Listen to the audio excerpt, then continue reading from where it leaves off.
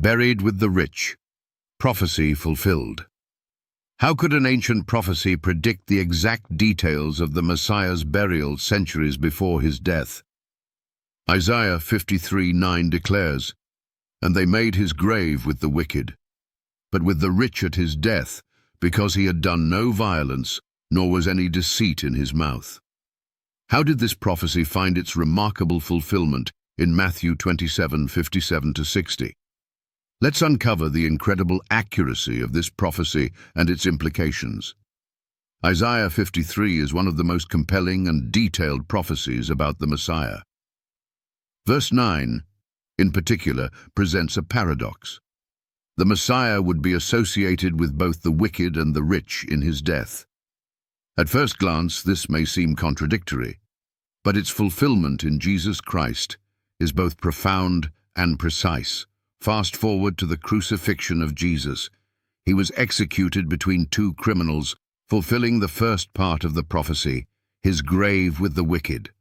Crucifixion was reserved for the worst offenders, and those crucified were often denied honorable burials, left for scavengers, or hastily buried in mass graves.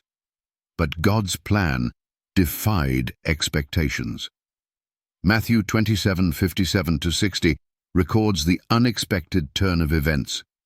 Now, when evening had come, there came a rich man from Arimathea named Joseph, who himself had also become a disciple of Jesus.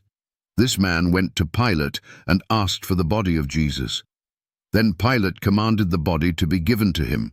When Joseph had taken the body, he wrapped it in a clean linen cloth and laid it in his new tomb, which he had hewn out of the rock, and he rolled a large stone against the door of the tomb and departed. Joseph of Arimathea, a wealthy and influential member of the Jewish council, boldly approached Pilate to request Jesus' body. This was a courageous act, as associating with a crucified man could bring shame or even danger. Nevertheless, Joseph, moved by faith and love, ensured that Jesus was buried with dignity. Imagine the scene. As the sun set over Golgotha, Joseph gently wrapped Jesus' lifeless body in fine linen, a burial fit for someone of honor. He placed the body in his own tomb, a tomb carved from solid rock, a burial place reserved for the wealthy. The newness of the tomb symbolized Jesus' uniqueness, set apart even in death. This act fulfilled the second part of Isaiah's prophecy, but with the rich at his death. The precision of these details is astounding. Jesus, who died among criminals, was buried in the tomb of a rich man, an event beyond human orchestration. Skeptics might argue that this fulfillment was manipulated, but how could Joseph of Arimathea, a wealthy Jewish leader, predict or control the circumstances of Jesus' death? His actions were a response to the events unfolding, and yet they aligned perfectly with the prophecy written centuries earlier.